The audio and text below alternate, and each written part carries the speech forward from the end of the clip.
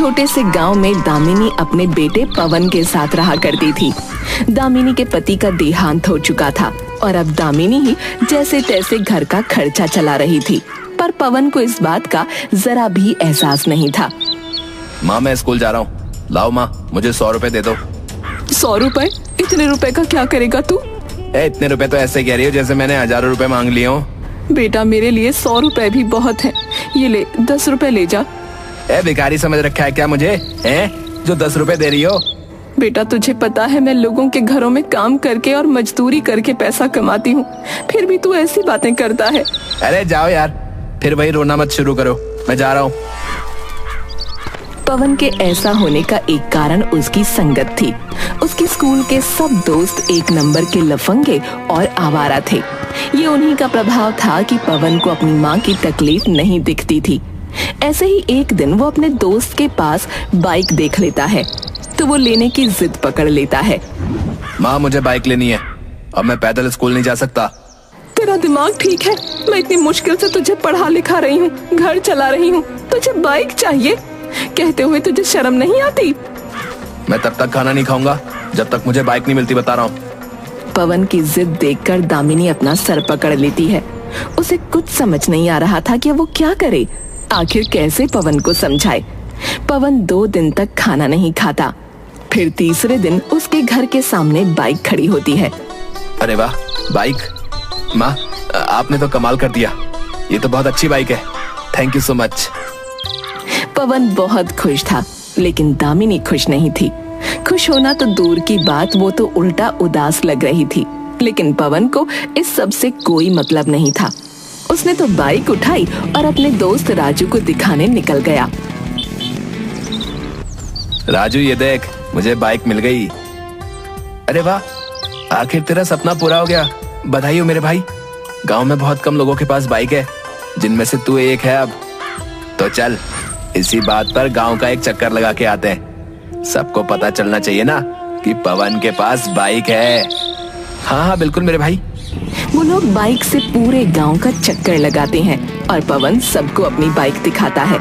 पर तभी राजू कहता है, पर एक बात बता यार, तेरी माँ के पास इतने पैसे कहाँ से आए जो उन्होंने बाइक खरीद ली? अरे मुझे उससे क्या मतलब है, मुझे तो सिर्फ बाइक से मतलब है। नहीं पवन, तुझे मतलब होना चाहिए, क्योंकि तेरी माँ इतना पैसा तो नहीं कमाती कि बाइक खरीद सके। कहीं उन्होंने कोई गलत काम तो नहीं किया ना? अरे हाँ, इस बारे में तो मैंने सोचा ही नहीं। चल मैं उनसे पूछ लूंगा। तुझे क्या लगता है, अगर उन्होंने कोई गलत काम किया होगा तो वो तुझे बता देंगी? राजू की बातों से पवन के दिल में शक बैठ जाता है और वो निश्चय करता है कि वो अपनी माँ की जासूसी करेगा, ताकि उसे पता चल सके कि इतना पैसा आया कहाँ से। पर हम पता कैसे लगाएंगे? मुझे लगता है हमें उनका पीछा करना चाहिए, पता तो चले कि वो काम पर ही जाती हैं या कहीं और। एक दिन दामिनी जब घर से निकलती है तो राजू और पवन उसके पीछे लग जाते हैं। वो किसी के घर जाने के बजाय जंगल की तरफ जाने लगती है। तेरा शक बिल्कुल सही था राजू, मेरी माँ जंगल की तरफ जा रही है, कुछ तो गड़बड़ जरूर है। बस चुपचाप पीछा करता रहे, अभी पता चल जाएगा कि सच्चाई क्या है। करीब आधा घंटा चलने के बाद दामिनी जंगल के अंदर एक गुफा के पास पहुंचती है। वहां डाकुओं का डेरा था। उसे देखकर राजू और पवन डर जाते हैं, लेकिन दामिनी बिना डरे डाकुओं के सरदार के पास पहुंचती है और उससे बात करने लगती है। हे भगवान, तेरी माँ तो डाकुओं से मिली हुई है, मुझे अपनी आंखों पर यकीन नहीं हो रहा है यार। वो लोग छिपकर उन सबको देख रहे थे, पर तभी अचानक पवन लड़खड़ाकर सूखे पत्तों पर गिर पड़ा। पत्तों की खड़खड़ाहट से डाकुओं को खबर हो गई और उन्होंने उन दोनों को पकड़ लिया। ये तो बच्चे हैं, कौन हो तुम लोग? यहाँ क्या कर रहे हो? मरना है क्या? ये मेरा बेटा है और उसका दोस्त, जरूर मेरा पीछा करते हुए यहाँ तक आए होंगे। माँ, आप डाकुओं से मिलती हो? अब तक तो मुझे सिर्फ अपनी गरीबी पर शर्म आती थी, पर अब तो आपका बेटा कहलाते हुए मुझे शर्म आ रही है। ए बच्चे, तमीज से बात कर, वरना बताऊं तुझे अभी। पर ये चल क्या रहा है? मेरी माँ यहाँ क्या कर रही है? शांत हो जाओ, मैं सब सच बताती हूँ। दामिनी बताती है कि जब वो छोटी थी तो उसके पिता उसकी माँ को बहुत मारा करते थे। उसका एक छोटा भाई भी था जिसे ये सब बिल्कुल अच्छा नहीं लगता था और वो अपने पिता से जब तब लड़ता रहता था। एक बार उन्होंने उसे मारने की कोशिश की, पर उसी दिन गांव में डाकुओं का हमला हो गया। उन डाकुओं ने उसके भाई को बचाया और अपने साथ ले गए। पिता शराब के चक्कर में कुछ ही समय बाद मर गए और माँ को घर संभालना पड़ा। तब दामिनी अपने भाई को वापस लेने भी गई, पर वो अब डाकू बन चुका था। वो भाई कोई और नहीं, यही डाकू कलुआ है जो अब डाकुओं का सरदार बन चुका है। मतलब ये डाकू तेरा मामा है? बताओ माँ, क्या सचमुच ये मेरे मामा है? हाँ, और इतने सालों बाद मैं इसके पास इसलिए आई क्योंकि तुमने मुझे मजबूर कर दिया। वो बाइक इसने ही दिलाई है। हे भगवान, मेरा दिमाग समझ नहीं पा रहा है कि ये क्या हो रहा है। तुम्हारे मामा डाकू जरूर हैं, पर इसने हमेशा गरीबों की मदद करी है। अमीरों से लूट कर गरीबों को देना ही इसका काम है। मैंने तो अब तक मना कर रखा था कि मेरी कोई मदद ना करे, पर तुम्हारी वजह से मुझे इसके पास आना पड़ा। मुझे माफ कर दीजिए मामा, मुझसे बहुत बड़ी गलती हो गई कि मैंने आपको नहीं पहचाना। और माँ, आप भी मुझे माफ कर दीजिए कि मैंने आपको गलत समझा। तुम बिल्कुल गलत चीज के लिए माफी मांग रहे हो। माफी तुम्हें इसलिए मांगनी चाहिए क्योंकि तुमने अपनी गरीब माँ को परेशान किया। वो इतनी मेहनत और ईमानदारी से काम करके तुम्हें पढ़ा लिखा रही है और तुम उससे ऐसी फिजूल की चीजें मांग रहे हो जिनके लिए उसे मेरे पास आना पड़ा। तो आप बाइक वापस ले लो ना, मुझे वो बाइक नहीं चाहिए। नहीं नहीं, जो मैं दे चुका सो दे चुका, वो वापस नहीं लूंगा। ठीक है, पर मुझे अपनी गलती का पश्चाताप करने का मौका दीजिए। मैं चाहता हूँ कल रात का खाना आप हमारे घर हमारे साथ खाओ। क्यों माँ, सही रहेगा ना? अरे नहीं नहीं, इसकी कोई जरूरत नहीं है।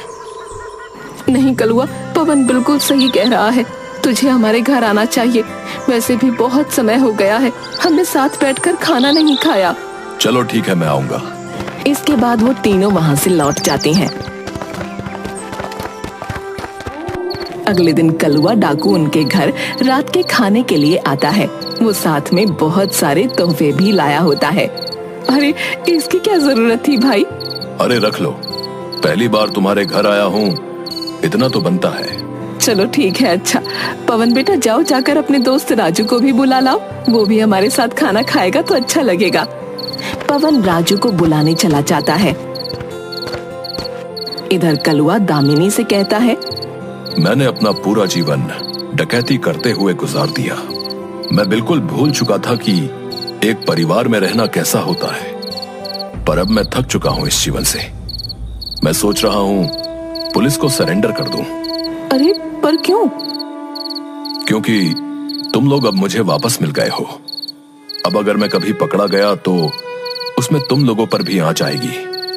और वैसे भी कोई अच्छा काम तो नहीं किया है मैंने, इसलिए सोच रहा हूं कि लूटा हुआ सारा सामान सरकार को सौंप दूं और सरेंडर कर दूं। तुम ये कैसे कह सकते हो कि तुमने कोई अच्छा काम नहीं किया? तुमने गरीबों की मदद करी है। हाँ, पर अमीरों को लूट कर। अच्छा छोड़ो ये सब बातें, चलो हम लोग खाना खाते हैं। हाँ बस पवन और राजू आ जाए, फिर खाना शुरू करते हैं। वो दोनों इंतजार कर ही रहे होते हैं, पर पवन और राजू के आने से पहले वहाँ पुलिस आ जाती है। कोई होशियारी करने की कोशिश करी तो भेजे मैं गोली मार दूंगा। अरे अरे, ये क्या हो रहा है? तुमने मुझे इसलिए खाने पर बुलाया था कि पुलिस से पकड़वा सको। अरे नहीं मेरे भाई, कैसी बातें कर रहे हो? मैं ऐसा क्यों करूंगी? घुटनों पर बैठ जाओ और हाथ ऊपर कर लो। दामिनी और कलुआ दोनों को समझ नहीं आ रहा था कि ये क्या हो रहा है। पुलिस को आखिर खबर किसने की? और तभी पवन और राजू घर में दाखिल होते हैं। पता चलता है कि उन दोनों ने ही पुलिस को बुलाया था। क्या ये सच है कि तुम दोनों ने पुलिस को बुलाया? हाँ, ये डाकू है और इसको जेल में ही होना चाहिए। पवन ने बिल्कुल सही कहा। हम वैसे भले चाहे कितने भी शरारती बच्चे हों, लेकिन इतना तो जानते हैं कि डाकू कितने खतरनाक होते हैं। ये सुनकर कलुआ हंसने लगता है और दामिनी रोने लगती है। तूने बहुत गलत किया पवन, बहुत ज्यादा गलत। तू कम से कम मुझसे तो एक बार बोलता। इतना बड़ा फैसला अपने आप ले लिया। मुझे पता है आप मेरी बात नहीं मानती, और आप रो क्यों रही हो? ये भले आपका भाई हो, पर है तो एक क्रिमिनल ना। वाह भांजे वाह, मान गया तुझे। मैं आज तक किसी से नहीं हारा, पर अपने ही भांजे से हार गया क्योंकि मैंने भरोसा किया। लेकिन बेटा, मुझे कैद मंजूर नहीं है। ये कहकर कलुआ उठ खड़ा होता है और एक हवलदार की बंदूक छीन लेता है। पुलिस और उसके बीच झड़प शुरू हो जाती है। दामिनी, राजू और पवन अपने कान बंद करके जमीन पर लेट जाते हैं। करीब 5-10 मिनट तक वो मुठभेड़ चलती रहती है और अंत में कलुआ उसमें मारा जाता है। हाय मेरा भाई, वो इस जिंदगी से थक चुका था। वो लूटा हुआ सारा सामान सरकार को सौंपना चाहता था, सरेंडर करना चाहता था। ये सुनकर पवन के पैरों तले जमीन खिसक जाती है और तभी दामिनी आगे आकर कहती है, तूने उसे मौत के घाट उतार दिया। तूने अपने मामा को मार डाला पवन। मैंने? हाँ तूने, तू ही इसकी मौत का जिम्मेदार है। मैं तुझे कभी माफ नहीं करूंगी, कभी माफ नहीं करूंगी। पवन को दामिनी की बातें सुनकर बहुत बुरा महसूस हो रहा था। उसे अपने हाथों पर लगा हुआ कलुआ का खून दिख रहा था। उसे पछतावा हो रहा था कि उसने अपने मामा को बदलने का एक मौका तक नहीं दिया, पर अब कुछ नहीं किया जा सकता था। कलुआ की लाश उन सब के सामने पड़ी थी और वो सब जिंदा लाश बन चुके थे।